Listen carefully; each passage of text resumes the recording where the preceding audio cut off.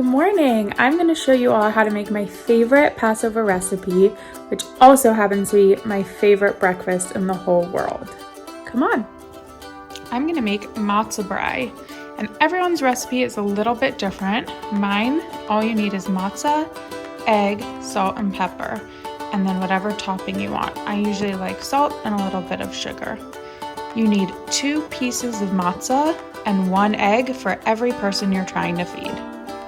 While the matzah soaks in some hot water to soften, I mix egg and salt and pepper and just scramble it a little bit.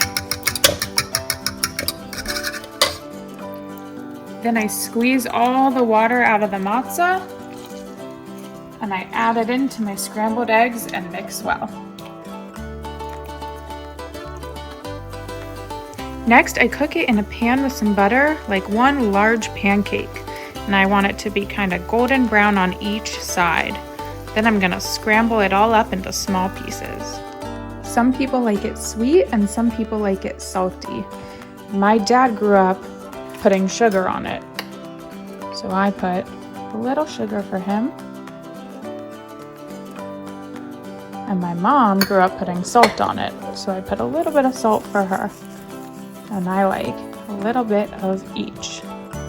And that's how I make my favorite breakfast, matzah brie. I eat it all year long, not just on Passover.